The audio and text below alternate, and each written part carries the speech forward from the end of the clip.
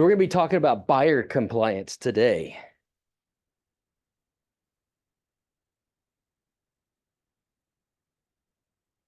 We're going to talk a little bit about the Code of Ethics, review the buyer purchasing and residential checklist, the KW checklist, the TREC guidelines for brokers. We'll go over the buyer representation agreement and what to disclose in writing when you're working with foreclosures, short sales, flip properties, estate properties, stucco homes. Talk about the buyer and disclosure notice and general information.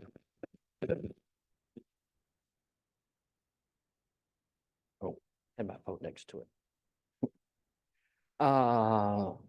And talk about using amendments and always document.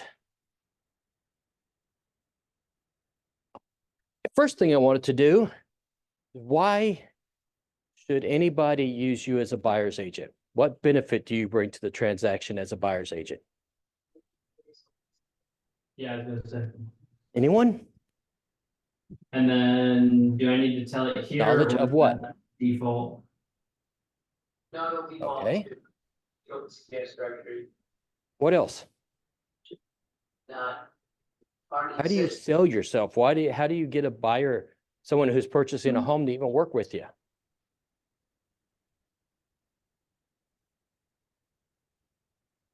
What?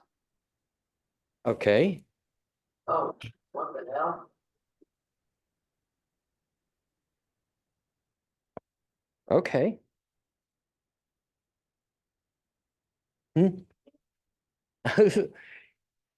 Anyone else? Why should I use you?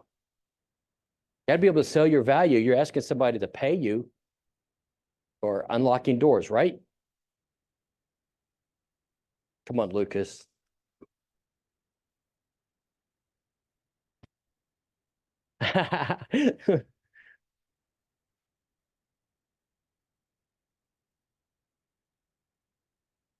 I have 38 things that a buyer's agent does.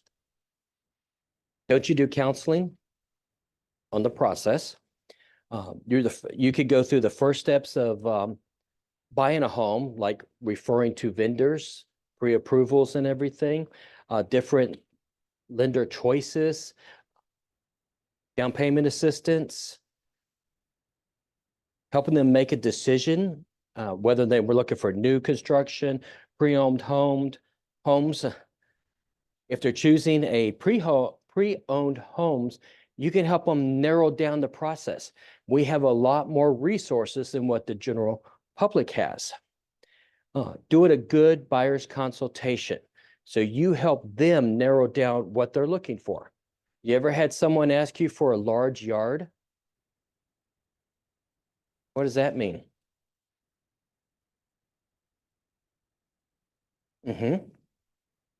If I asked you to find me a home that was built around the turn of the century, where in Houston do you think you'd go? Midtown, Montrose, HAR, all right. Okay, was I looking for a home that was built in 1900 or 2000? You could be showing me houses that are 124 years old when I'm looking for something that was built in the last 2 decades. Asking the right questions. If they ask for a 4-bedroom, what's the next question you would want to ask?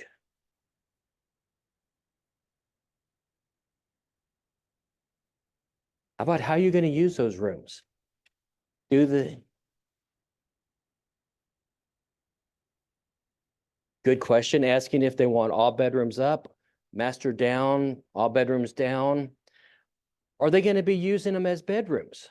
Maybe I only have 2 kids, but I'm asking for an extra room for an office or for a craft room. So if I found you a 3-bedroom that had an office, would that meet your criteria? Yes or no? Being able to make the appointments to go see those homes. A lot of listing agents don't like showing their own homes, even though it's their fiduciary to do so. Looking at homes prior, don't you go through and look at all the pictures? Do you look at the previous history on MLS? so you can see what it looked like maybe 5 years ago and what it looks like today. Decision-making on the earnest money and the option money. How do they make their offer look the best? Isn't that something that we know?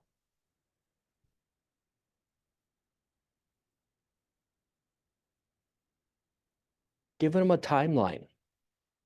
Your first-time home buyer, or even a home buyer, period, knowing what that timeline is. No, we're gonna look at homes. You need to have a pre-approval. We'll make an offer, blah, blah, blah, right on down to closing. Reviewing the title commitment. Setting up closing. Making sure the lender documents are around. Furnishing vendors. Like scheduling your inspections. Discussing the inspection report. Negotiating for repairs, making sure the repairs are done and that you have receipts for them. Knowing how to use amendments. Talking about home insurance. They want to have their home insurance get the insurance binder during the option period. So if it's, all it says is the house has to be insurable, but it doesn't have to be something that I want to spend. I represented a buyer who was purchasing down in Pearland, and there's always a line. At this instance, it was right down the center of the street. North side, no wind insurance. South of the street, wind insurance. So once they talked to their insurance carrier and got the binder, they found out it was going to be more than what they wanted to spend. So we were able to get out during the option period.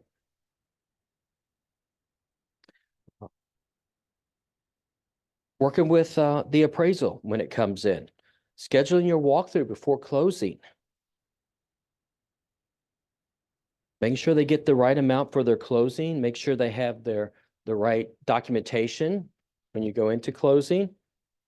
Going to closing, making sure it funds. Receiving the keys and any necessary security locks. And following up with them after it closes. Those are all things that we charge. Go ahead. Oh, good point. Yeah. Your negotiation skills. Do y'all negotiate? Do you ever negotiate for yourself? Should. All they can say is no. Plus, working with a realtor, ethical treatment. We've all said that we will abide by the National Association of Realtors Code of Ethics. Objective information. We're outside of it. You get with some home buyers and it gets very emotional. You've got to be that calming voice. Negotiation, up-to-date experience. This says you're the rock during the term emotional moments. Knowing if it's the right time to buy or sell. What is it right now? Right time to buy or sell? Buy, sell, buyer, seller. Really, anytime's a good time. And it also depends on where you're located. And maybe this area over here is not so great right now, but this area over here is going like hotcakes. Setting their expectations. If you're buying resale, you're not going to have a perfect home. There is no perfect home. Even when you're dealing with new construction, it's not always going to be perfect also. Why do you need an agent when you're working with new construction? They have somebody, sales agent there.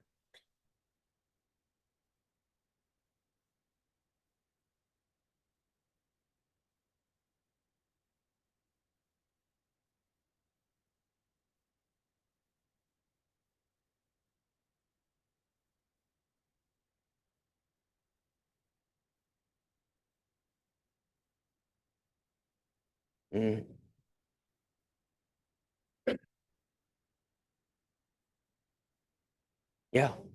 And negotiate. They say you can't negotiate with new construction, but you can. You may not always get the price down, but you may negotiate for blinds. You may negotiate for sod in the backyard. I represented a buyer And we signed all the paperwork, and then they go to construction and there's no fireplace, which she wanted a fireplace. And they said, well, it doesn't come with this model. Well, since I had the paperwork, I was able to go in there and show them where the fireplace was on the diagram, and it did not say optional. She got a fireplace.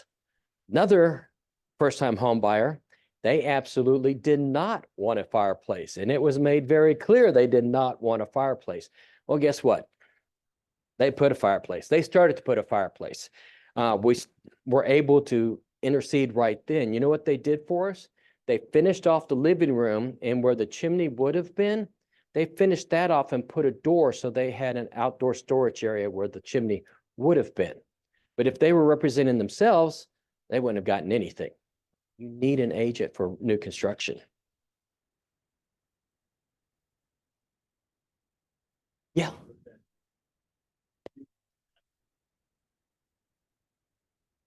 Mhm.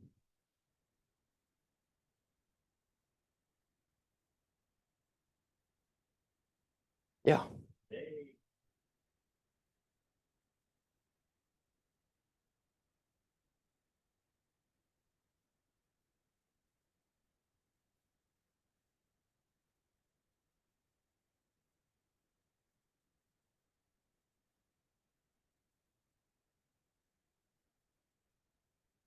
Mhm.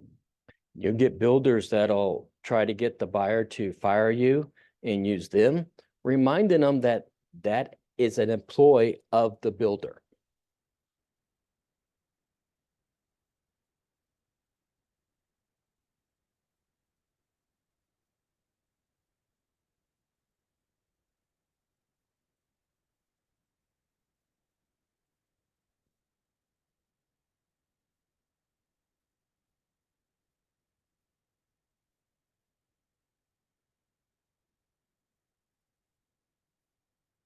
Redo it.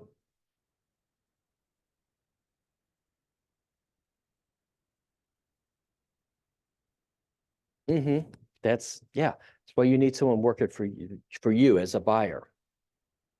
Also, they have, a lot of builders will have the agent not be a member of the association. If you're not a member of the association, you don't have to abide by the code of ethics. Yes. You know, we have what's going on with the lawsuits right now. They're trying to say that it's not equitable for the seller to have to pay the buyer's agent. Well, we don't know how it's going to end up, but it will change. We have to be able to articulate our value to that buyer to make them believe that we're worth what we're asking them to pay. Right, code of ethics. The Realtor Code of Ethics is based on the Golden Rule, federal antitrust, real estate license law, or the Texas Property Code.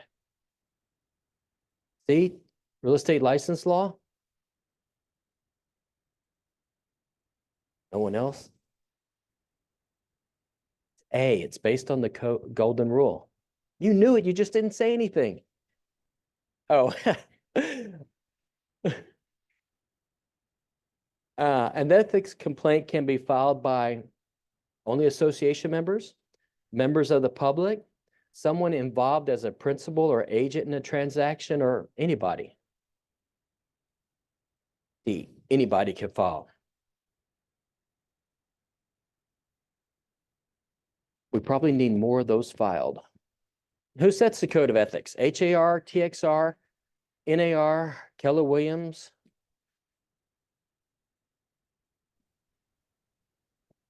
Go higher. NAR. Yeah, it's a National Association of Realtors, which goes down to Texas Association to Houston Association. Who must abide by the code of ethics? All real estate agents in Texas, licensees practicing residential real estate, all realtors, or all the above? All realtors, yep. When you join the association is when you say that you will abide by the code of ethics. How often must a realtor complete ethics training?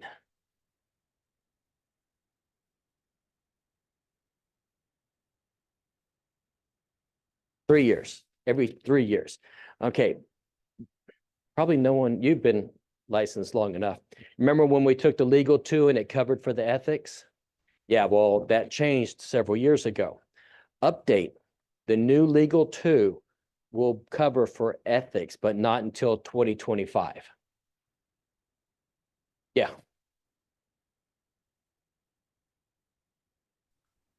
Article 9, realtors, for the protection of all parties shall assure whenever possible that all agreements related to real estate transactions, including but not limited to listing and representation agreements, purchase contracts, leases, all in writing, clear and understandable language. Copy of each agreement shall be furnished to each party to such agreements upon their signing and initiating. Do you make sure you send your clients copies when they sign them? Yeah.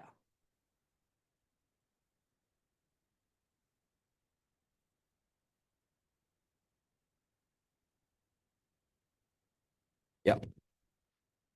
No, please. No, I appreciate it, actually. Yeah, per Trek, you have to explain the documents. I can't just send it to you and say, read this, and if you have any questions, let me know. No, you have to explain the documents. A realtor should make reasonable effort to explain in nature the documents. All right, for any questions about that part? Compliance.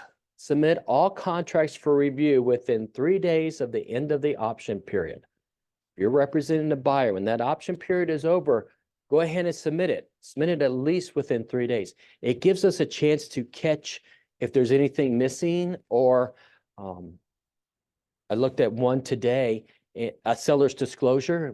We were representing the buyer. Everything was filled out and everything was initial, but the seller never signed it. The buyer signed it, but seller never did. It gives us a chance to catch those type of things. All forms must be uploaded in Command for compliance and to be able to submit for a DA. Where are we licensed to work in the state of Texas? Everywhere, right? Several years ago, Trex said, well, you know, Texas is a little bit of a big country. It is from Beaumont to El Paso is longer than what it is from El Paso to California. From Brownsville to the Texas border, northern border, is only 3 miles less than what it is from the Texas border to Canada. There's like 5 countries that can fit in Texas.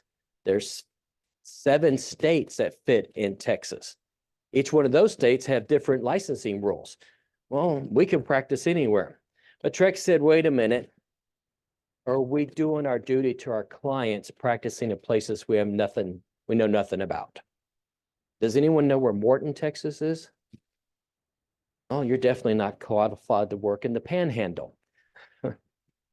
What we've said here at the office is that you should be competent to work in Harris County and the counties that touch Harris County. So Fort Bend, Brazoria, Galveston, Chambers, Liberty, Montgomery, and Waller. But we kind of leave it up to you to decide if you are geographically competent in those areas.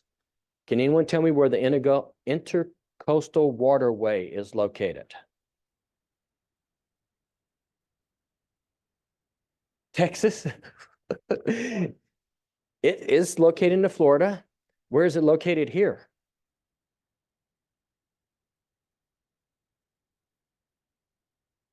It is located between the mainland and Galveston Island. So if you don't know that, you are not geographically competent to sell any properties on Galveston Island. That is a disclosure you have to make.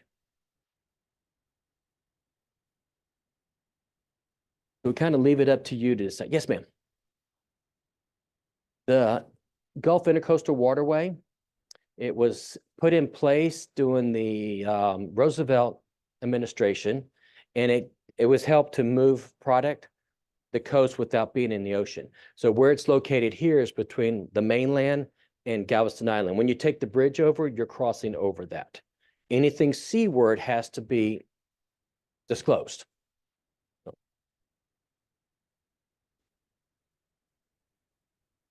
Yeah.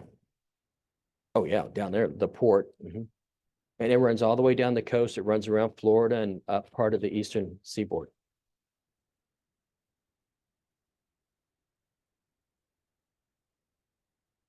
There is one. There, there is one that has to be attached to this contract.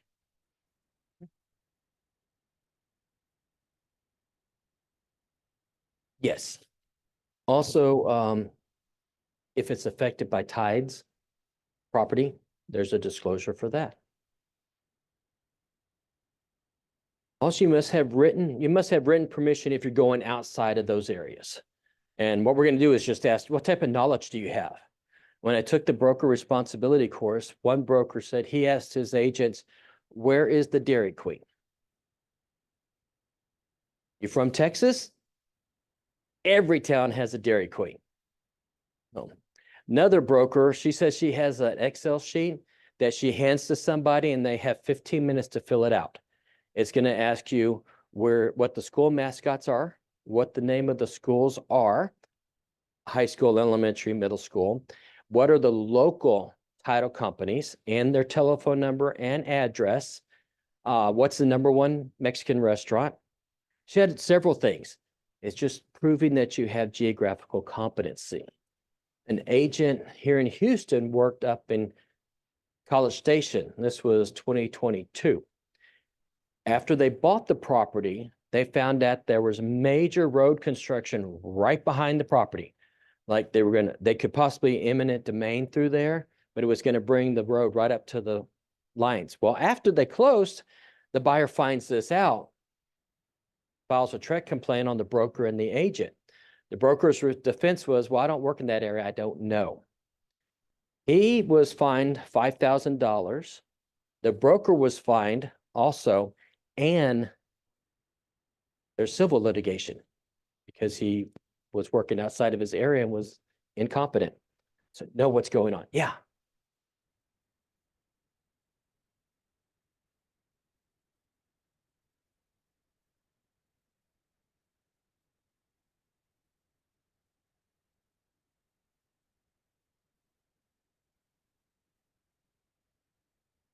There's nothing really defined. The way TREC defined it is you need to be familiar with the local, state, national, what's going on in real estate. If there's any changes, zoning, major road construction. Yeah, and you need to join the local MLS. Road construction,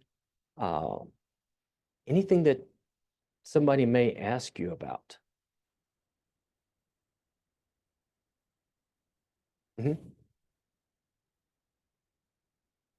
Galveston is not really necessary because everything is listed in HAR also. But Austin, you would join their MLS. Know the flooding in the area, school systems.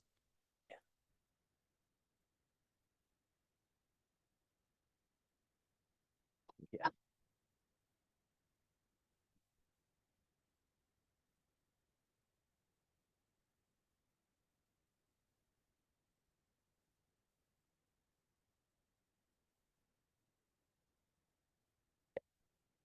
Be the source of the source. The KW disclosure form that we did, the 5th page has the major school districts with their URL and the telephone number. Like, this is what is here, but independently verify it.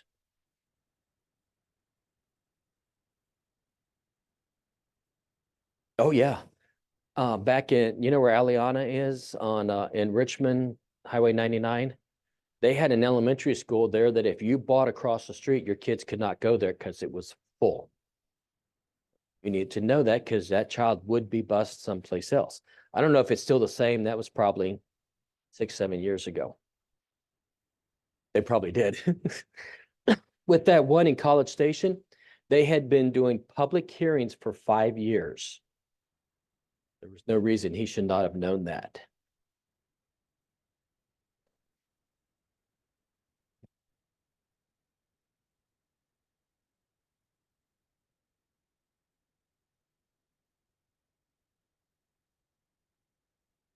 And what do they say? It's much nicer to receive a referral than pay a deductible or a lawyer.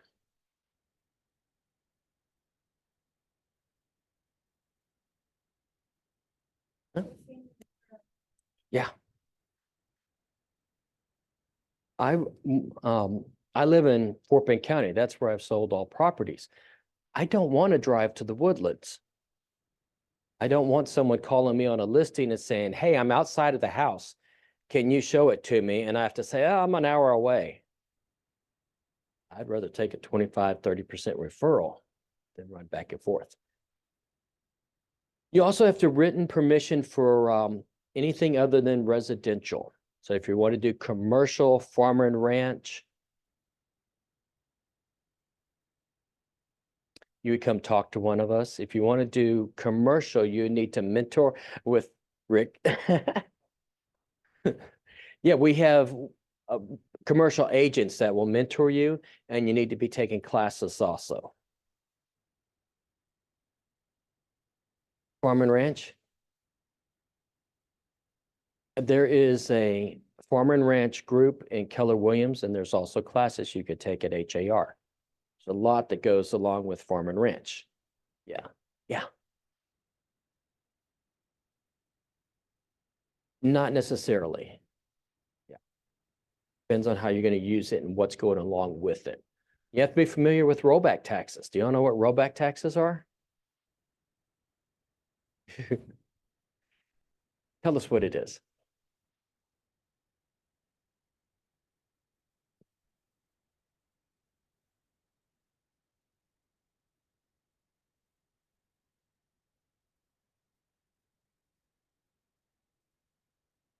Three years now.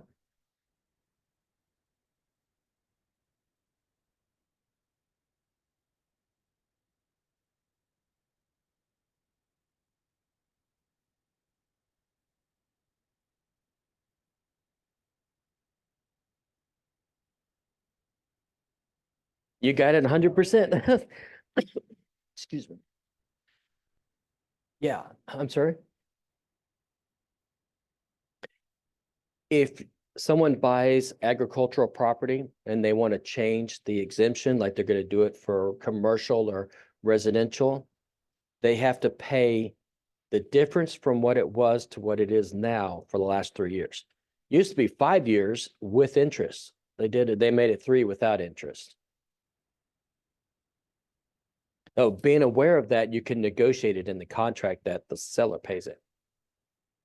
Yeah, if it was $1,000 agricultural and it's going to be $1,500 as residential, you have to pay that $500 times 3 to the taxing authority.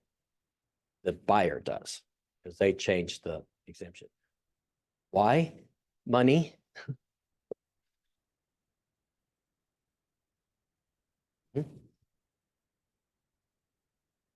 Okay. Come meet with me. What happened?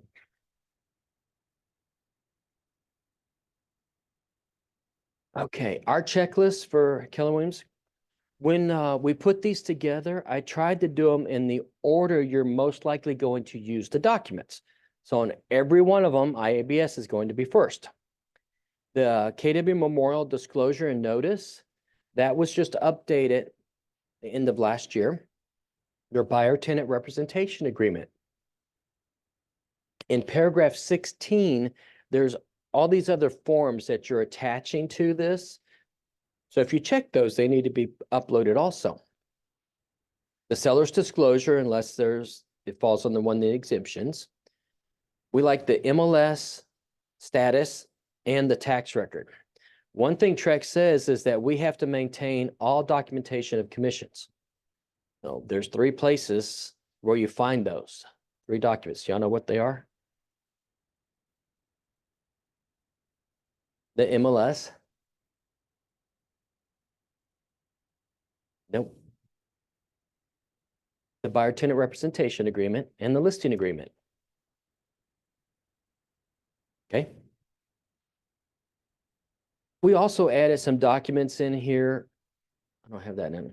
There's also a section that has addendas that are most commonly used.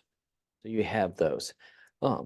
After it closes, we need all your signed closing documentation, your buyer walkthrough, title commitment, and all your communications. Trek says that the broker must maintain all forms for 4 years. We also must maintain substantial communications. So if you're using text messages, now not a text to say, hey, Mitch, let's meet at 123 Main Street at 5 o'clock. Be like, let's make an offer on this. Let's reduce the price. Those are substantial communications and they needed to be uploaded. I got a call about an hour and a half ago from one of our clients from 2019 looking for a document. Our agent never uploaded it. So I don't know what may happen with this. Hopefully the agent maintained it, because if you don't give it to us, you have to keep it. You have to have it accessible for 4 years per Trek. Use command. I mean, overall, I'm kind of lazy. I'm not going to try to maintain all that stuff. Yes.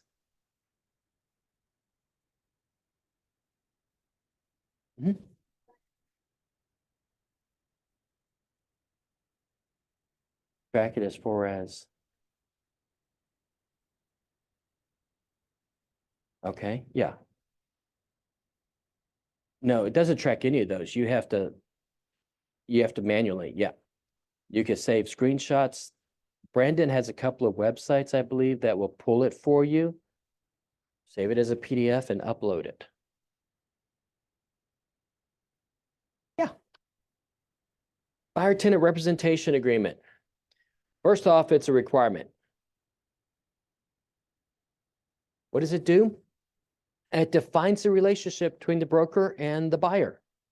Talks about the obligations of both sides. Talks about the fees. How much are you asking this buyer to pay you, compensate you for your work? Talks about mediation. And one thing I think is highly important is limitation of liability. If you take somebody out and they fall, the buyer's rep says they will indemnify us and the broker. If you don't, you better have an umbrella coverage for liability. So that's not covered under E&O.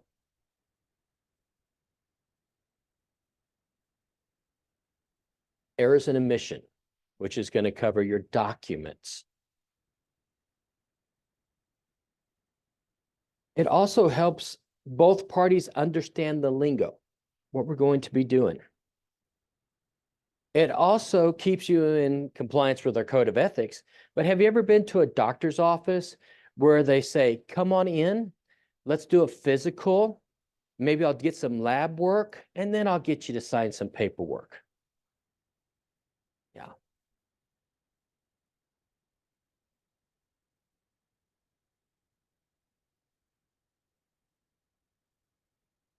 If you're not using a buyer's representation agreement, it's highly recommended that you do. Yeah. It covers things that aren't covered by E&O. Yeah. No clue. No clue. I have a contact though. What did I say earlier? Be the source of the source, never the source. Yeah, I have a contact for that. It just starts out on the right foot. You expect it with a professional. You're going to do some paperwork. There's different ways we'll talk about with the buyer's rep to get it signed. These are the lawsuits. We kind of talked about those earlier, and they've filed a bunch more since these.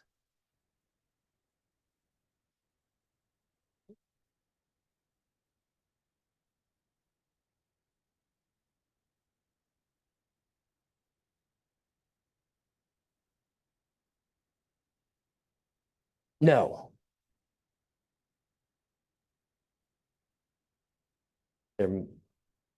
Yeah, they got a bunch of buyers together. Now with wholesalers, as of January 1st, they have to put in writing if they're doing wholesaling for the buyer and the seller and let them know what their interest is in the property. All right, so buyer's representation agreement. First paragraph, who are the parties to this agreement? the buyer, and who else? Nope, this is a buyer's representation agreement. The brokerage. Yeah, because of that, we're a primary. We have a little bit more leeway with this form. For the client, you want to use their name as it appears on their ID that they will be using at closing. Minimal. Give us the phone number and their email address. The more information, the better. If something ever happens where we have to contact that buyer, it's nice to have how to contact them. Several years ago, had an agent who passed away suddenly. We had to try to contact her clients to let them know what had happened, get them somebody else. Brokers always can be Keller Williams Memorial, 1220 Augusta, number 300, Houston, Texas, 77057. Number 2 is just they're agreeing to appoint the broker as their agent. 3 talks about the definition, what it means to acquire, what closing is. Market area means that area in the state of Texas within the perimeter boundaries of the following. This must be filled out. You can't put all. What does all mean? I don't even like it when someone puts Houston and surrounding areas, or Harris County and surrounding areas. What does that mean? This is also the first place you can negotiate to get it signed. You could put on here 123 Main Street. So in that property, when I take you out and look at it, I can give you all the information, and that's what you want, correct? You want to have my knowledge in the background, right? Yeah. Or you can do a neighborhood, River Park West, a zip code, or you can do the entire county. And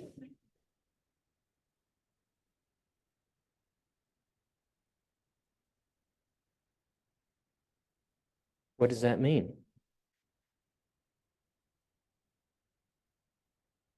What areas are next to Katy? Be specific. Yeah.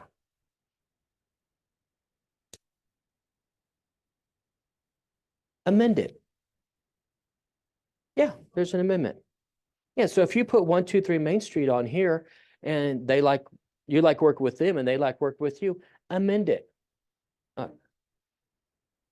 don't like surrounding areas. It's so vague. And do you have an area which some of them come to a diamond, you know? So is it this area, not this area? And yeah. Zip codes are great. Number 4 is the term. So when does this begin and when does it end? If you're dealing with like high-end properties, $1 million properties, you may want to go a little bit longer.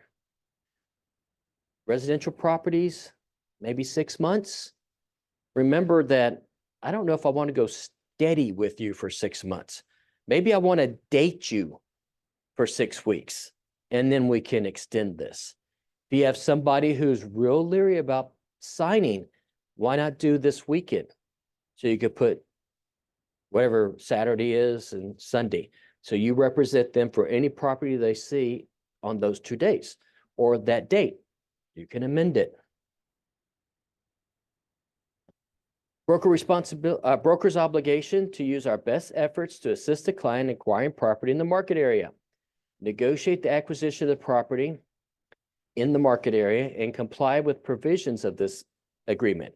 Now, can you have more than one buyer's representation agreement with multiple agents? Yeah, based on the market area. I work Fort Bend County. I'm not going to drive to the Woodlands, so I'm going to refer it to you, and you will represent them for any property they buy in the Woodlands. Client's obligation is to work exclusively through the broker in acquiring property in the market area and negotiate the acquisition of the property, inform other brokers, salespersons, sellers, and landlords that they are represented, and comply with other provisions. You want your clients to go out and go to open houses. Go look at new construction, but just let them know that you're working with you as a buyer's agent. There was an agent, family reunion several years ago who had business cards. His information on the front, and then he filled in this client's information on the backside with his telephone number. And he said, give this to them because a lot of agents are like used car salesmen. They're going to be calling you and emailing you constantly. Let me work for you. Just inform them.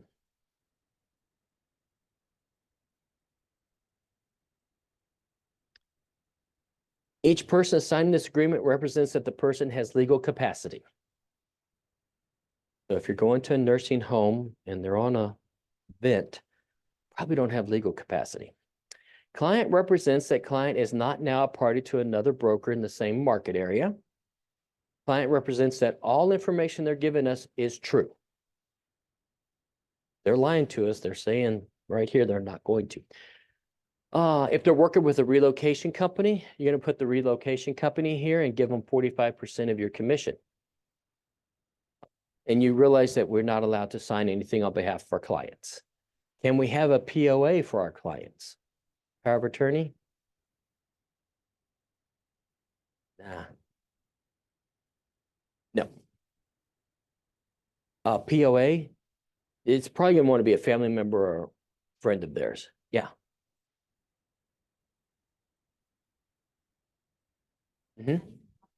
Yes.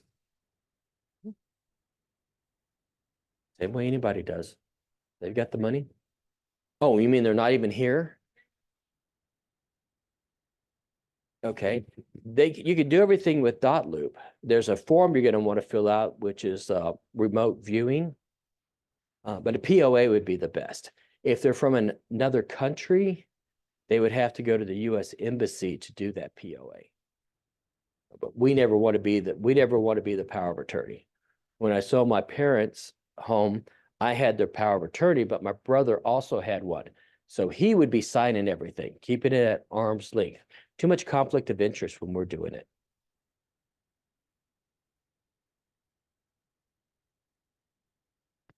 For signing? Yeah, they'll do it for the closing. And so if you get a POA, take it to your closer also to make sure it's going to cover what they require. And if they have a POA, they're going to need to be available day of closing title will call them to make sure that POA is still in place. With the power of attorneys, make sure that they have real estate checked on it. Yes. I'm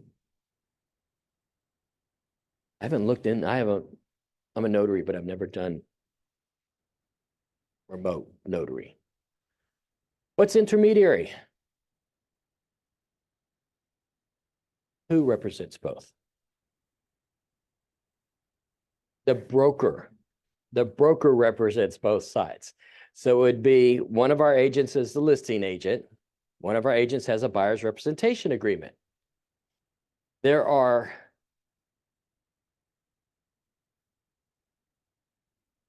4 forms that talk about intermediary.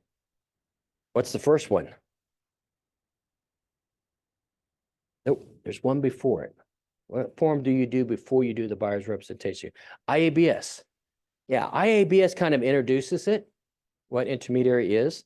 Your buyer's representation agreement and your listing agreement says, if this comes up, I'm willing to entertain it.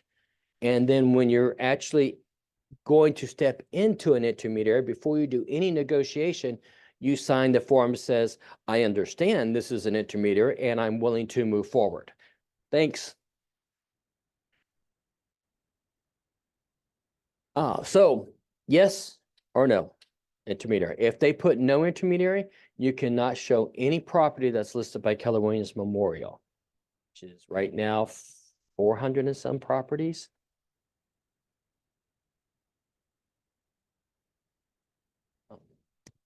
And then it talks about what intermediary basically is here. The broker may not disclose to client that the seller or landlord will accept a price less than what is marketed, may not disclose the seller or landlord or client will pay more, may not disclose confidential information. We must treat all parties fairly and we must disclose material facts. If you're showing a property that's listed by KW, make sure that they allow intermediary. If you're listing a property, you can't have it on the showing time. because you need to take all the calls to make sure it's not being shown by, it's not, the showing agent is not a Keller Williams Memorial agent, and it's only Memorial. Each office is independent. Any questions about intermediary? Must be signed prior to negotiations. Competing clients, this is important to let them know that I'm a buyer's agent. I may be showing multiple people the same property. I'm not going to give them any private information of either side. It gets sticky though when you have two clients who want to make an offer on the same property. That's real hard. And a lot of times we will assign it to someone else to make the offer. Go from there. Confidential information during the term of this agreement or after its termination, broker may not knowingly disclose information obtained in confidence. When you're out here talking about your clients, be careful what you're saying. You may be into an intermediary situation. So you don't want to be saying, hey, I got this new client, they're approved for $2.3 million. Because you may be going up against someone who has the listing and they know how much they can afford now. So are they going to take your $1.5 million? Unless agreed to in writing or it's required by law, then we have to disclose it. We don't have a doctor type or lawyer type relationship. One thing I say here, sometimes when you're talking to another agent, shut up, because people like to talk. I called an agent and just, asked why they're selling. He went on. I asked him something about the price because I couldn't figure, the CMA didn't match their price. I asked him about that and I shut up. She went on to tell me that this is what they wanted to sell it for, but I'd agree this selling price should be this. Okay, keep talking. Yeah.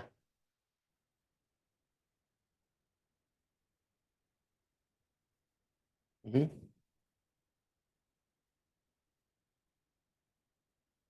You represent them, you're a buyer's agent?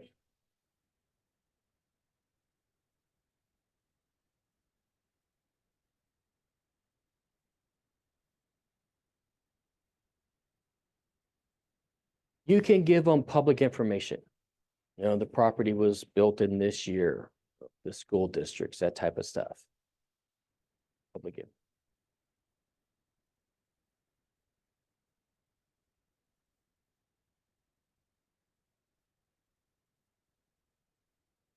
Yeah. You're going to want to sort your source. So yeah, this is per the owner, something like that. The owner has told us. Neighbors are the ones that have come down and tell you things. Especially at open. Have you had that?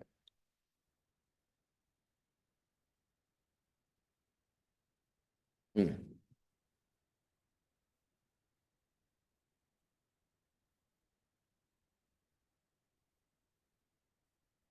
Be careful, especially when they're asking about the person, that you're not violating any fair housing.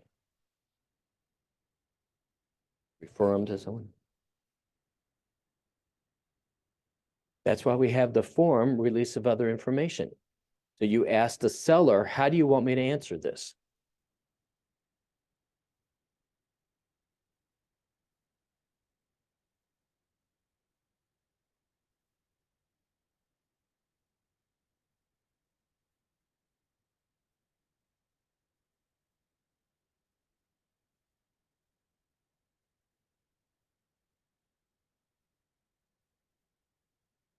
Why they did, like what, for instance? Mm-hmm.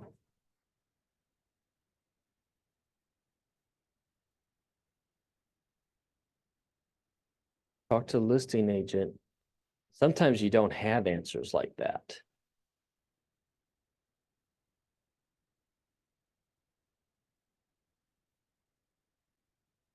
Oh.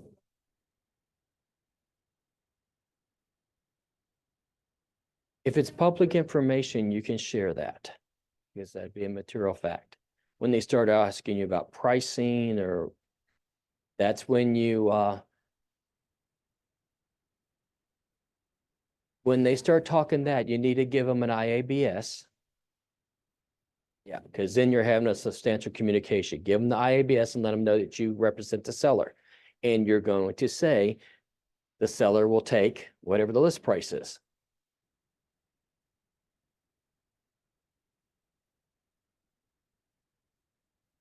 Yeah, that's best. Mhm. So this is an offer. I had a call.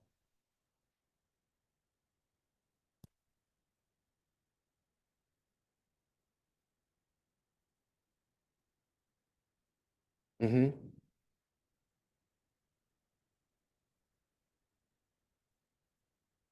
Yeah, that's the difference between holding an open house and working an open house.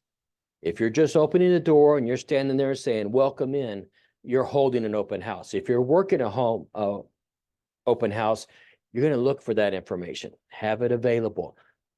Don't cross the line of you're always representing the seller until you have a buyer's representation agreement. Yeah. But that's a good time to pull out the buyer's representation agreement.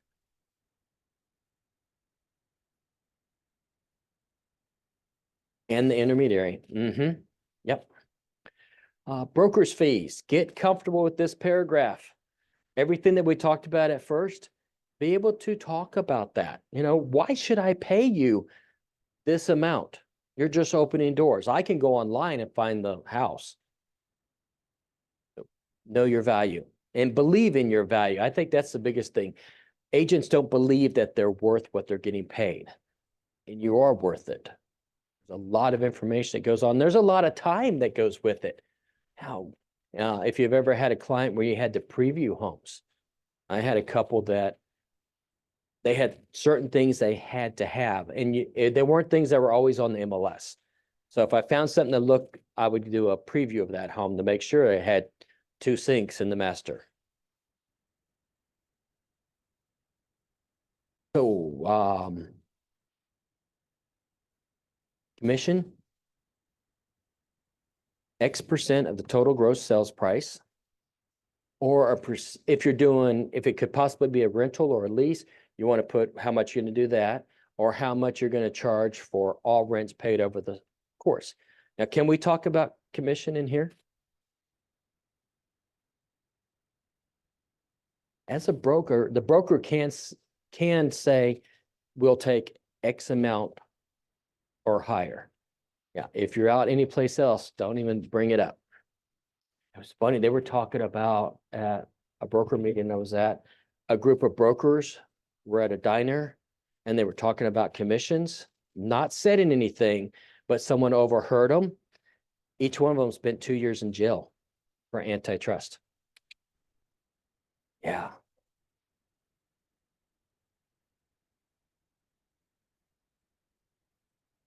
The broker can set a minimum commission. We allow you to set it. So how much, what is your value? What do you charge to represent somebody? Mm-hmm.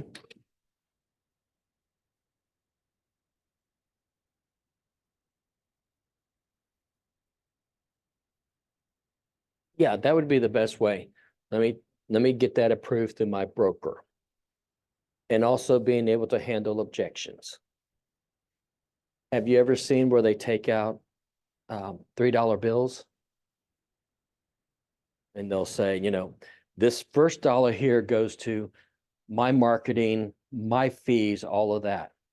Second dollar, this goes to brokerage, because the broker is the one who's representing this property and he has to get paid also. This dollar here is for me because I'm a full-time agent. This dollar here pays for my car, pays for my insurance, pays for my house, pays for my gas, pays for my food.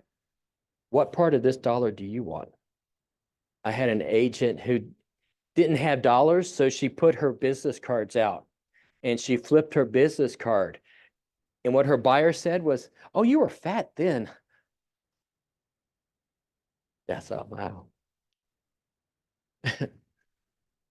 All right.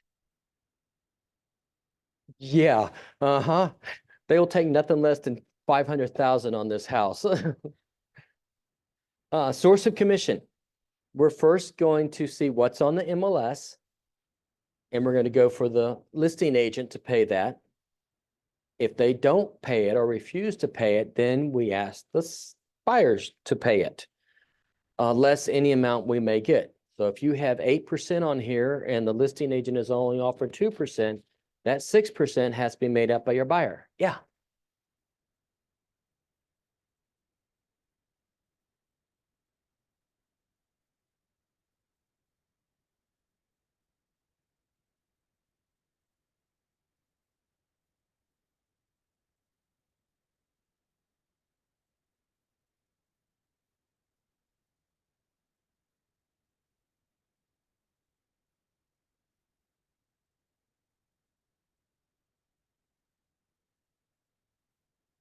Yes, we don't have a form, but you can put that in special provisions.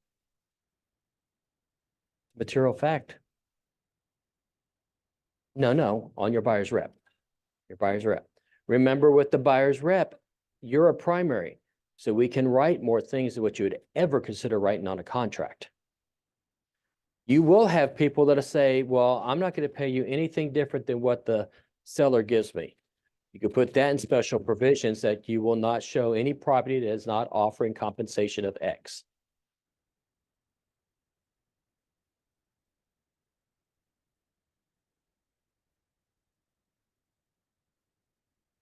Mm-hmm.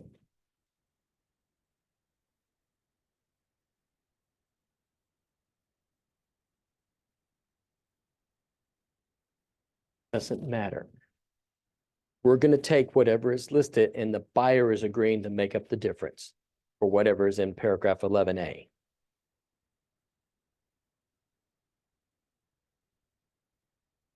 Mm-hmm.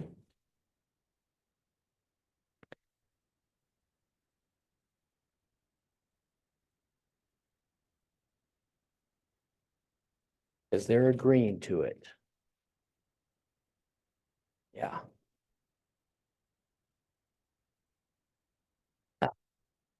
Now that's what this is for, is to define the relationship. Yeah, now you can't weed out, if they haven't told you to, weed out things that are not paying the commission you're looking for. If I say I want to look at this property and it's only offering 1%, I can go back to that buyer and refer back to the buyer's rep, say this property is only offering my compensation of 1%, and we've agreed to X%. Are you willing to make up the difference? They will tell you yes or no.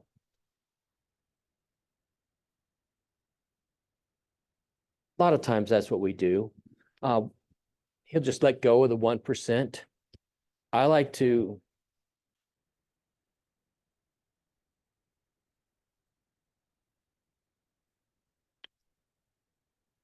a script you can use.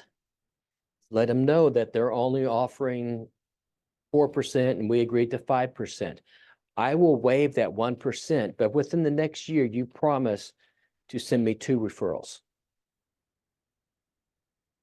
Yeah. Get a little something for that 1% you give up.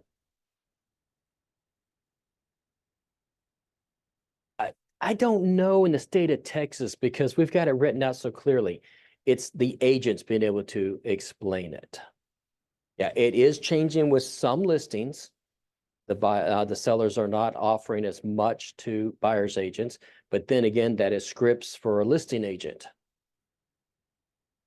You have another question?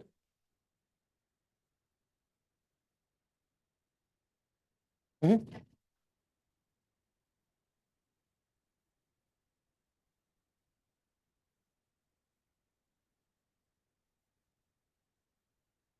Yeah, we can't do that. That would be putting our interest above the others. That is one thing that may come up with this lawsuit, is that you negotiate your commission when you're ready to make an offer. But at that point, we would be negotiating with the broker or the seller.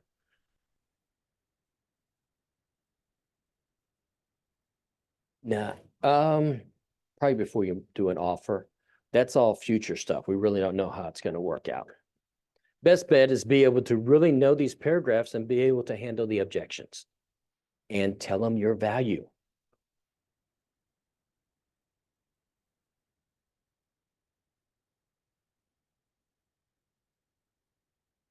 Right, you can't negotiate with the seller or the listing agent, but you've already got an agreement with your buyer. That's where it's differ. Right. Any other questions about that?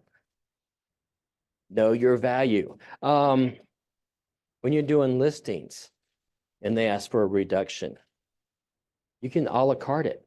You know, you said you wanted my marketing like this. For this commission, this is what I offer. For this one this is what I offer.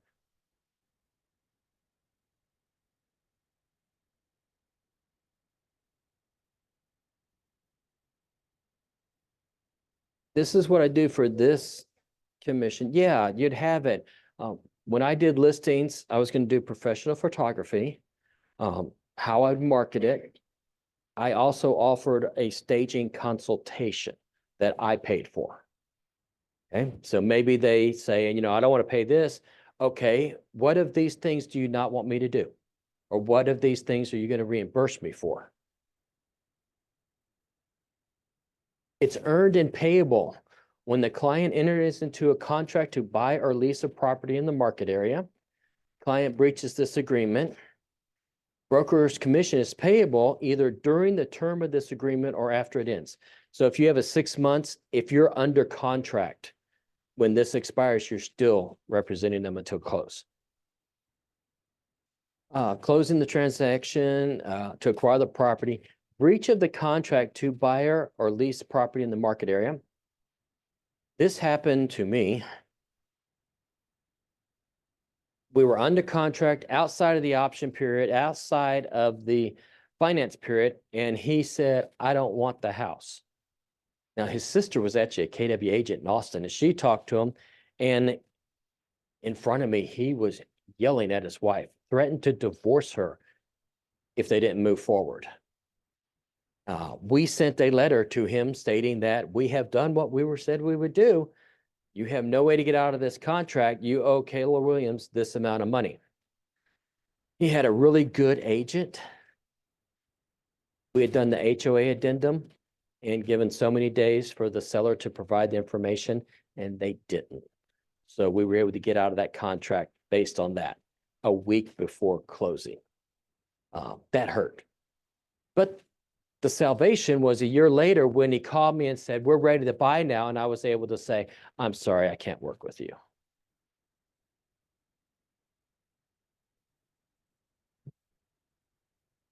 You know, sometimes, yeah.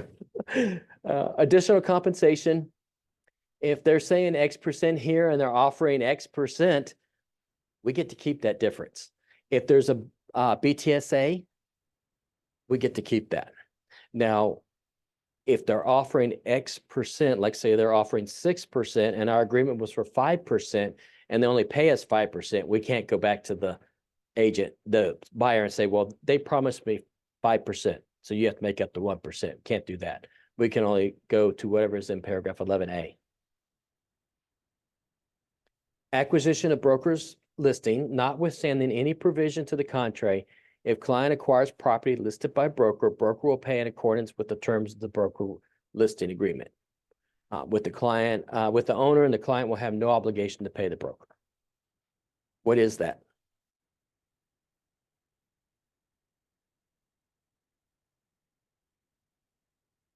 Acquisition of broker's listing. Intermediary.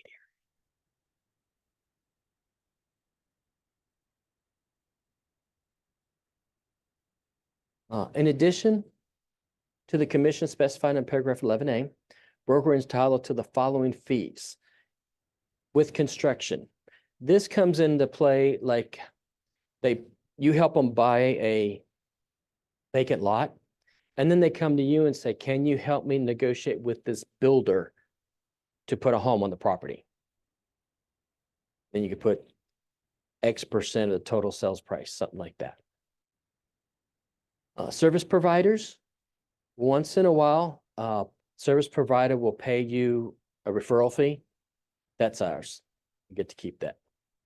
Best practice, always give 3, minimum of 3. And if one's paying a referral fee, disclose it.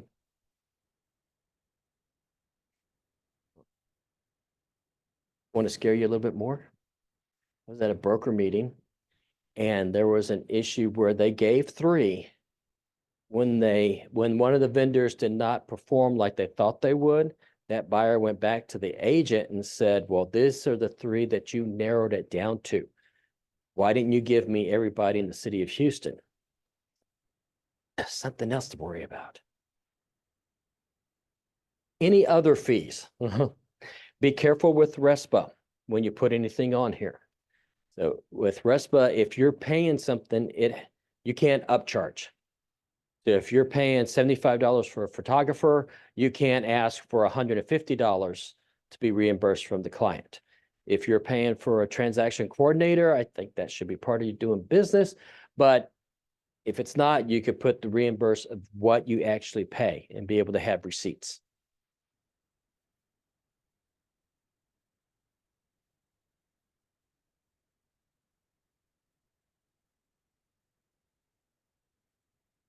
Before you sign a contract, well, that's what you're doing.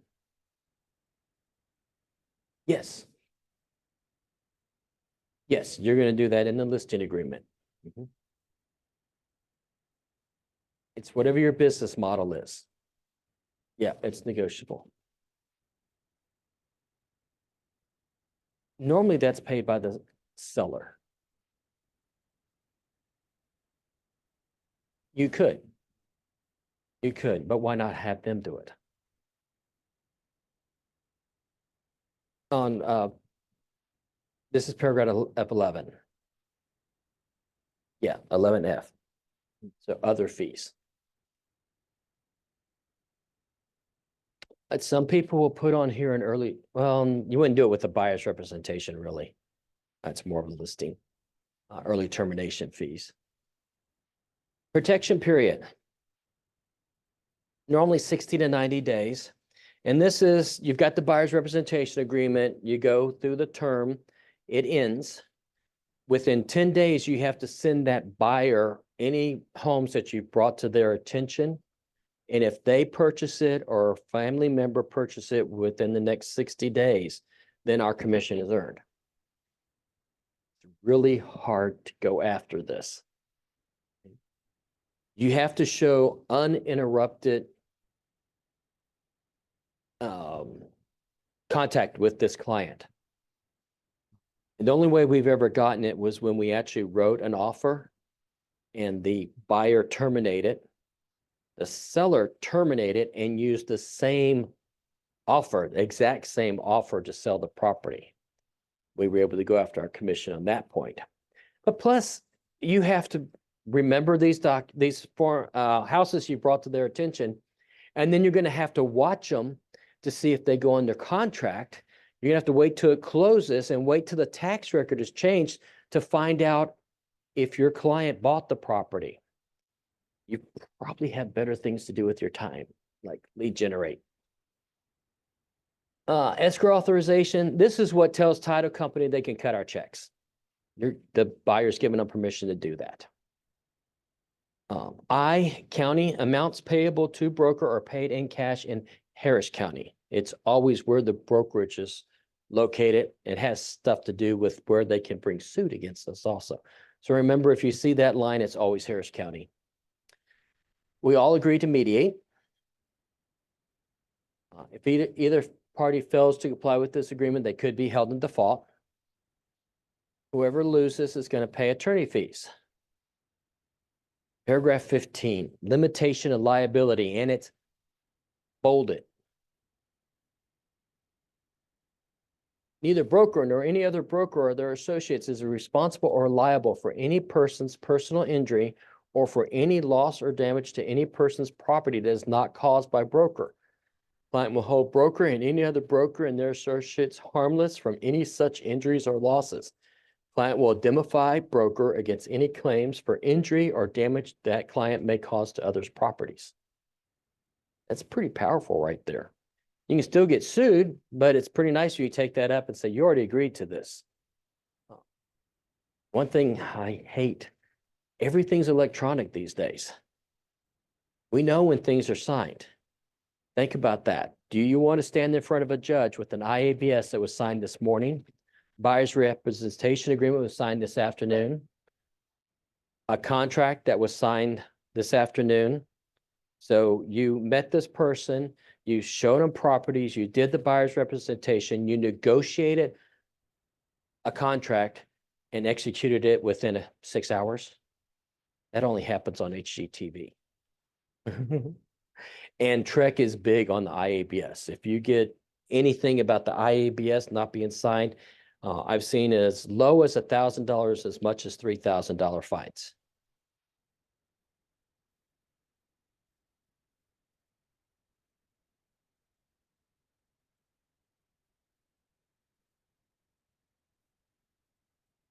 You're going to want to do a buyer's representation agreement. Yeah, and then you give them all your knowledge and everything, because until you have a buyer's representation agreement, you represent the seller. You have to put all the seller's interest before the buyer's interest. Oh, yeah, yeah. If you can actually show that, yes, this person called me, they already knew what they wanted and we did it. Yeah, that's, yes, you can do it all then. Yeah.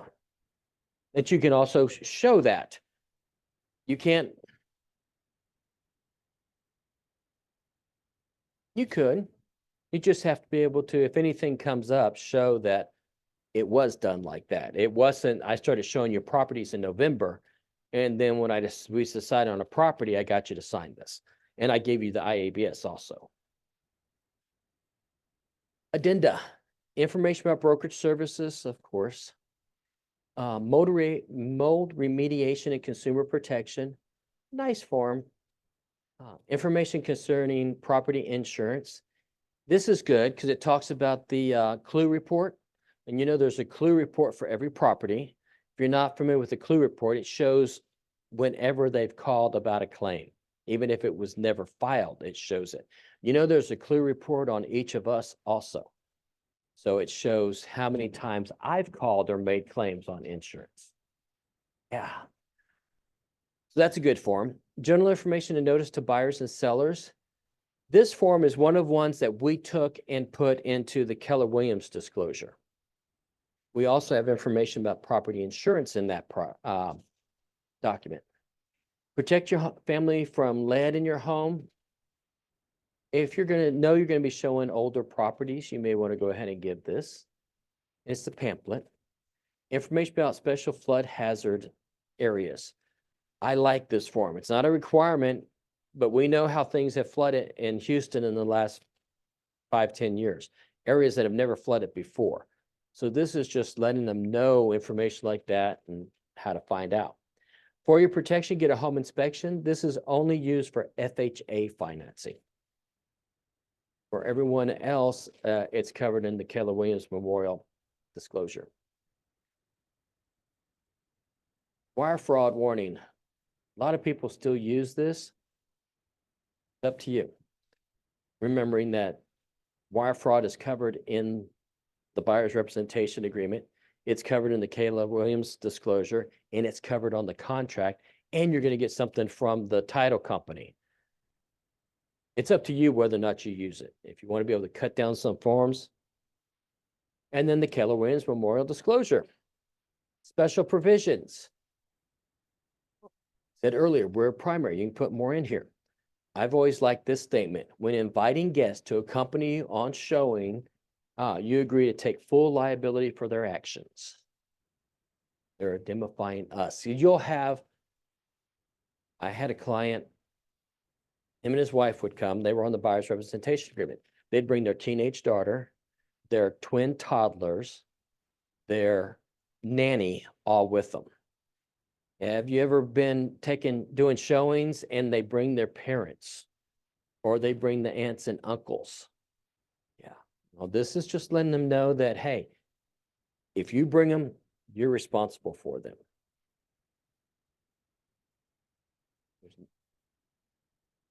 Has anyone dealt with parents? Yeah. Oh, you're kidding.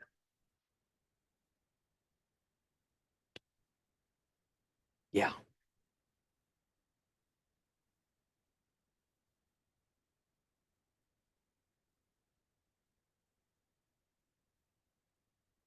Oh, great. Yeah. This isn't the way we do it in New York. Yep. We do it like this there.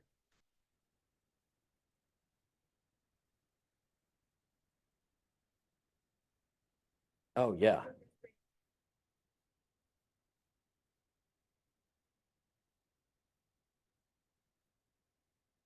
hmm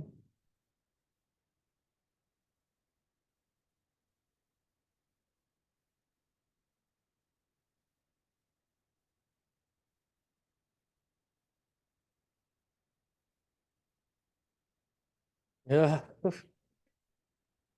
I had a young couple and her parents would always come. I wonder if they're still married because when the parents would show up, they were from Russia and he would be, the Russians are coming. Yeah. Uh, They ended up firing me because I would, and this is what they said, you will not tell us which house to buy. I can't tell you which house to buy. This is up to you. I can give you all the information. Well, my aunt, who's a realtor, will tell us which one we should buy. Hey, work with them. Had another one, get me off on a tangent. On a lease, they had 14 days for visitors. He wanted it 7 because his in-laws would come and he would be able to tell them, I'm sorry, we're only allowed 7 days. Yeah. It's always fun.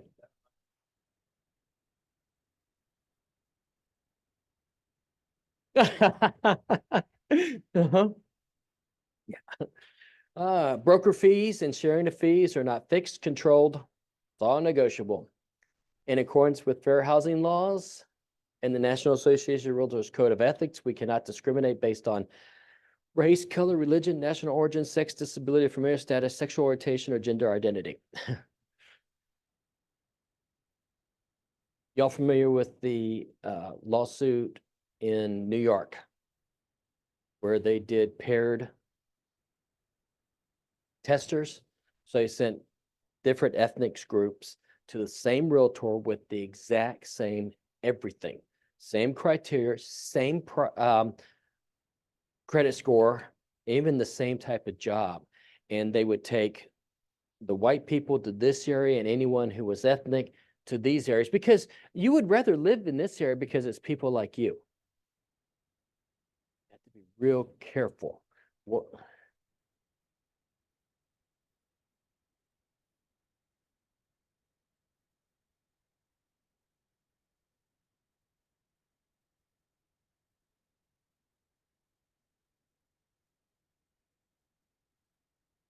get in, yeah, get another agent who speaks the language. No, no. Or find a family member that maybe speaks English and translates for you. Yeah. You have to be careful. You know, if they tell you, I want to live in the Asian area, well, they need to give you guidelines. I want to live within 10 miles of this address. Same thing when they talk about religious areas. They have to tell you where they want. You can put an address of a synagogue or a church, and they've said they want to be within 15 miles of that. Then you can look in that area.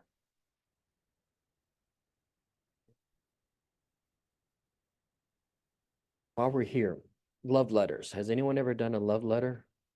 Nope. That's when they write a letter to the owner saying how much they love this neighborhood and how much they're going to enjoy all of this and that, and they send a picture. That really borderlines on fair housing. Because why did you choose this couple over that couple? Stay away from those. Remember, you're not, is anyone here an inspector first off or an appraiser? All right. Uh, we're not. So you need to let them know that. That doesn't mean you don't point things out. Went into a house in Sugarland, in Old Part Sugarland, and when you went in the living room, there was a crack in the floor and you could see the dirt. Was that a foundation issue? Most likely, this is a foundation issue. I would recommend having a foundation inspection. So you still point things out. You know, if you see a crack that starts on that area and it goes at an angle up to there, it could be a foundation issue. I can't say it is a foundation issue, but I'm going to recommend they do something. We had a house I showed, it was wild. When you like standing in this corner, you were looking at the top of that. When you were outside, you could see the house was tilted. The foundation was right. It hadn't cracked or anything, but it had just settled. So they still had to jack it up, but the foundation was still working. They didn't take that house. If client purchased a property, client should have an abstract covering the property examined by an attorney. You're going to get the title commitment and everything, but the attorney is written up by the title company, so they can have it reviewed by their own attorney. Client may purchase a residential service contract. Y'all familiar with residential service contracts? Home warranties, yeah, and what they cover. When viewing a property, client might be recorded or otherwise monitored without client's knowledge or consent. Additionally, consult an attorney before recording or photographing a property without owner's knowledge and consent. Take it for granted you're probably being monitored when you're in a home. So you don't want to walk into that home and jump up and down and saying, oh my God, I would pay $500,000 for this house. Someone told me they do that, but they talk about the last house they were in. And you must have written permission before your clients can take pictures or videos of the house. It is still private property.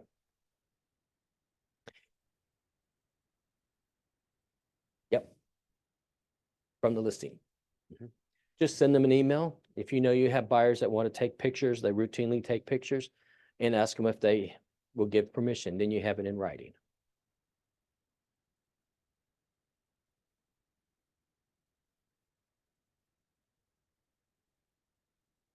You need written permission. Yeah.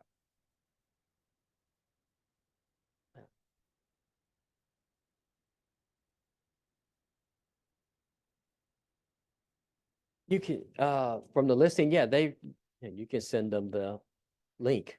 Yeah.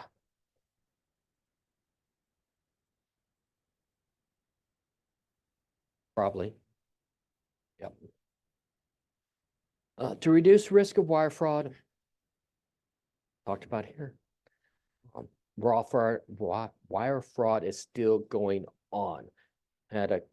Last year, when I was at the Management Central, one of the brokers there, a client lost $100,000. When we just got past the holidays, but when we've got the holidays coming up, they are likely to get emails like right before the holiday saying, go ahead and wire the money because we've got a holiday coming up, or wire it today and we'll discount $500 for you. Talking about that type of stuff so they don't get caught in it. They're never going to receive wiring instructions from us, Keller Williams. Most likely, they're never going to receive it from the title company either. They're going to actually be on the phone with them. If they get something like that, make sure they let you know, and don't make a phone call. They'll have a number on there and they know when that number comes up, I'm going to answer it. Monarch Title. Yes, that's the right. And then everyone needs to sign. Clients, broker is always Keller Williams Memorial, license number 9000862.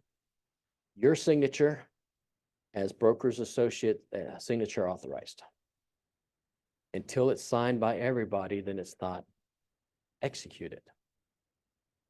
And send a copy to your clients.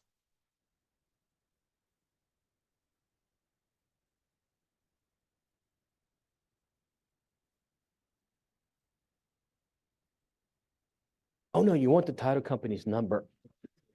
No, when they get those emails, they'll have a number on there to call. And it's going to go to whoever's doing the wire fraud. So you can tell them only use the telephone number that's on the contract. Yes, ma'am.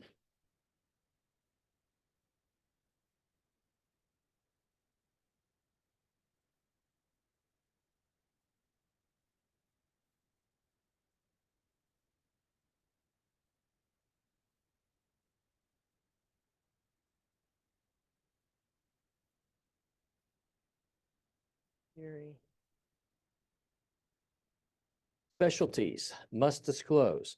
If you're working, they're making an offer on a foreclosure, realize they're not going to get a seller's disclosure. They're not required. You're going to recommend they have all inspections done. Don't know what that property condition was.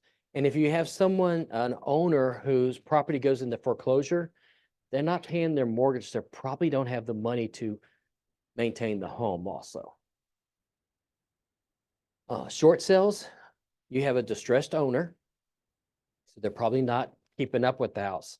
You're going to want them to really do all the inspections. They want a foundation inspection, structural inspection, mold inspections, everything. With short sales, a lot of times you'll have sellers who are upset, of course, so your seller's disclosure may not be complete also. Flip properties. If you have an investor who purchased a property, do they have to give the seller's disclosure?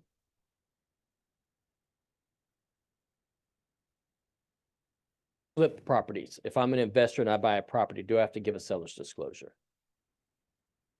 Yep, they have to. They bought the property. They may have gotten a seller's disclosure and then they've done all the work on the property. Watch those.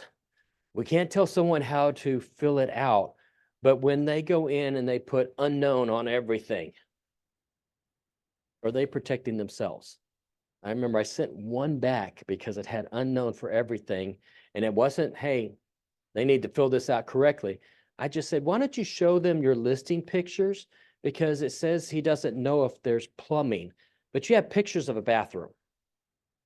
Well, state properties, no disclosure is required. With all of these that are not required, lead-based paint is always required. With an estate, if it's being sold by the estate of, no seller's disclosure is needed. If it's been transferred into somebody's name, I've actually inherited the property, I have to do a seller's disclosure at that point. Stucco homes, specialized stucco inspection. You need to get written permission for it because it's an invasive test.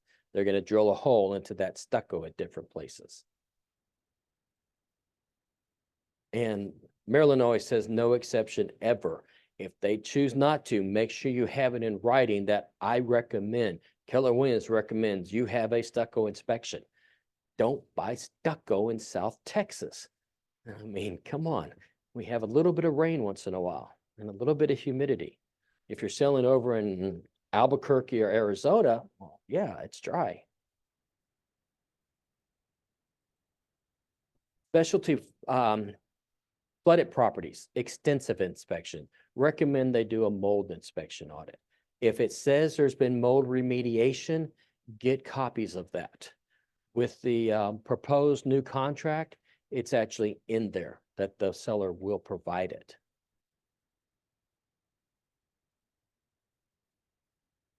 What you need to know if they're purchasing a property that's has a tenant in it. The lease stays with the property.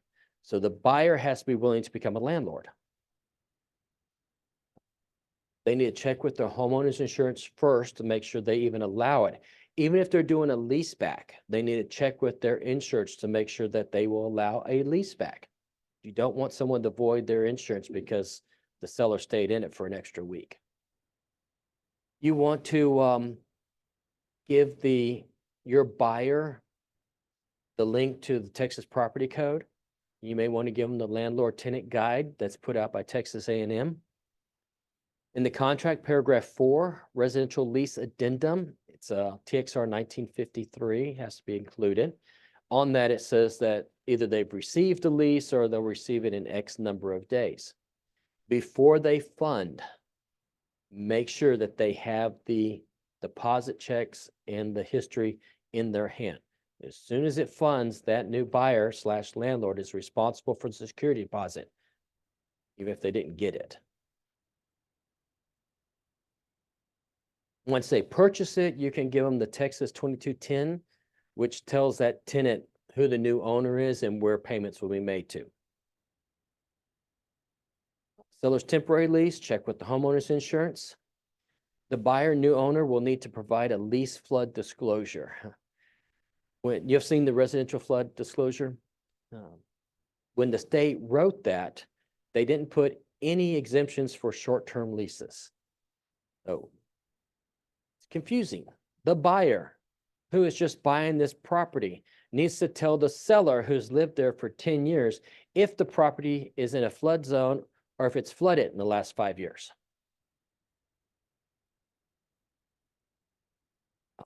We were trying to get that changed through TreePack, but they didn't change it yet. As for deposits, this will be, need to be accounted for and returned when they move out, but you want the deposit. You know, what happens if they bring in movers and they punch a hole in the sheetrock? Get a deposit. Do a walkthrough before closing, and then the buyer should do a walkthrough when they move out. Amendments, all changes must be in writing. Use the Texas 1503. Don't go in and cross something out and then have everybody try to initial it. It messes everything up. And a lot of times I see that they've put the initials over the typing. So then you can't read the contract. There's always an amendment for things. When requesting repairs, be specific and clearly ask the seller to, seller will repair, seller will replace, seller will have property treated, termites, mold, etc. Saw one, it said, how was it written? Seller will check moisture in master bedroom and something. It was written so it sounded like the seller was to put moisture in the bedroom. What they wanted was the walls to be dried out, but that's not how it was written. We had one written that the seller will fill the pool before closing. What does that mean? Yeah, at the walkthrough, the buyers were like, why is there still a pool here? The sellers agreed to fill it. He meant to fill it in. They did not want a pool, but the buyer's agent wrote, seller will fill the pool. So they put water in it and they chemically balanced it. Be specific. There must be consideration for an extension of an option period. State of Texas, it says that an option period must be paid for. So think of it really as two different options. You buy one here, and then that buyer needs a couple of more days, then they're buying a new one here. It must be, the amendment must be done prior to the option ending, and there must be consideration. Consideration for the extension goes directly to the seller or to the listing agent, not to title. They didn't write it like that. Document, document, document. TREC requires that the broker maintain all disclosures, commission agreements, substantial communications, all offers, contracts, and related addenda. This got really hard a couple of years ago when we were getting 10, 15 offers on all properties. We have to keep all of those offers. You're working with a buyer, every offer you write has to be kept. Receipts of disbursement for commissions, compensation, any property management contracts, appraisals, broker price opinions, and CMAs. Now, on the KW disclosure we have, on the last page, it says that you've done a CMA and they sign off on it. Make sure you can produce that CMA if it's ever asked for. It's important to have a paper trail. If it's not written, it did not happen. And be careful with abbreviations, especially when texting. We're used to saying BPO or CMA. Write them out so that there's understanding. Always follow up with a phone call. Always follow up a phone call with an email. It establishes understanding on both parts, and it also documents that phone call.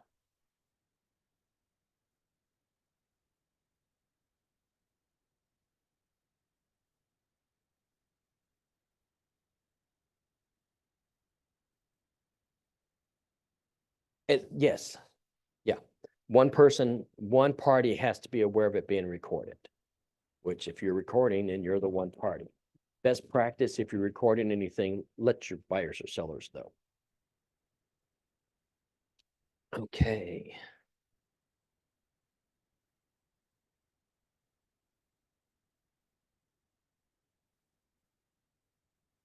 Oh, yeah. Mhm. Have you sent them an email? Yeah, if you do it with receipt, then you can, you took it, you didn't go against it, so, but try to prove it. All right. What's owed to a customer versus what's owed to a client? So a customer would be someone who doesn't have the buyer's representation agreement, right? Material facts, yeah. We have to do that for a customer. We have to be honest. Yep. Our complete loyalty is due to the seller. Relate to the seller all information received from the buyer. Disclose just material facts regarding the property. No advice regarding the property, only facts. You must negotiate in the best interest of the seller if you're working with a customer. You cannot give a CMA. No price counseling. Suggestions made regarding finance or any other terms must be in the benefit of the seller. Prepare an offer on behalf of the seller. Negotiate on behalf of the seller. Attention to strengthen the seller's position. You're going to attempt to solve problems and close the transaction to safely protect the seller. Not allowed to show any listing from the brokerage. So the other 600 agents here, you can't show any of their listings if you're working with a customer. Another way to get the buyer's representation agreement signed, because then all of those things are done in the benefit to the buyer.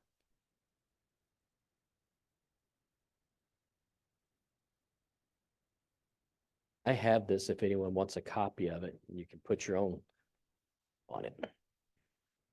Any questions?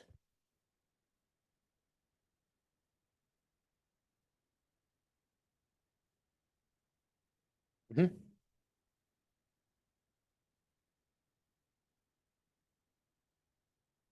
You can send them homes. It's when you're going to go out and show properties. You want it. Yeah. And you can even meet them at the property and do the IA. Well, really, if you got a phone call and you're sending them properties, you don't have to do an IABS. When you have that first communication with them, you want the IABS. Yeah. Any other questions?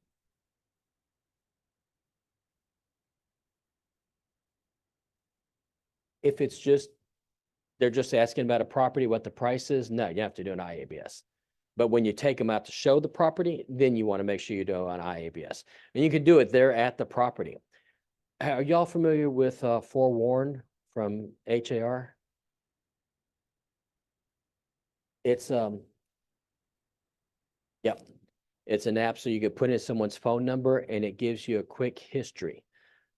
Yeah, I got a call yesterday from one of our agents who tenant kept calling wanting to see a property not represented. When she looked him up on Forewarn, he had a history of assault with a deadly weapon. She's like, do I have to show the property? Absolutely not. What do I tell them? I'm not sure. I'm not sure. She could tell them that, hey, I see a history of this online. I'm not willing to show it. Or you could say you're busy. I suggested she could take somebody else with her.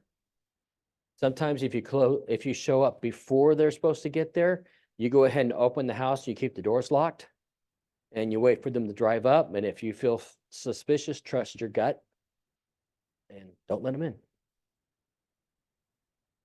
Don't put people in your car either. You're asking for big liability on that. Yeah, check with your insurance carrier because it may not cover because it's work if something happens. When you're showing properties, remember your safety. So I don't want to go up the stairs first. I don't want to be stuck in a room where where I can't exit. So if I'm in that corner and my clients are here, I can't exit. There was a guy at TXR Association talking about realtor safety. He was half my age, a little bit shorter, much better shape. He was sexually assaulted by a buyer. Yeah, he received a call, guy looking for $1 million property, cash. He sent him his documents showing that he had the money. So he started taking this guy out for showings. One evening, he got a call. He said it was later in the evening. He got a call. There was a new property just went on the market, and the guy wanted to see it. So he looked at that price, and he went and picked the guy up and took him. Well, he was sexually assaulted in the property. When he actually did a Google search on the guy, he found out that he was a sexual predator, that he was on parole and he had jumped his parole.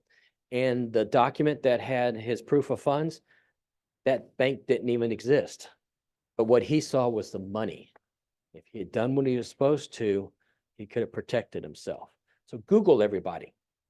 Find out what's going on with him. You're surprised. Use that forewarn.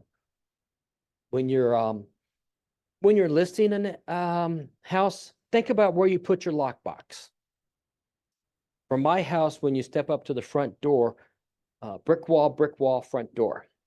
If my lockbox is here, what do I have to do to open that lockbox? Yeah, I'm doing this. There was a female agent that as soon as she got the door open, she was knocked out, dragged inside, and robbed. Could have been a lot worse. So think about the other agent when you're doing a listing where you put your lockbox so there's easy escape. Yeah. Have you seen weapons left out in the house? No? You've never seen a knife block in the kitchen? Yeah. So think about those things, not so much for your client, but for your other realtors. And stay alert, stay alive. If y'all don't have any questions, that's it. Thank you.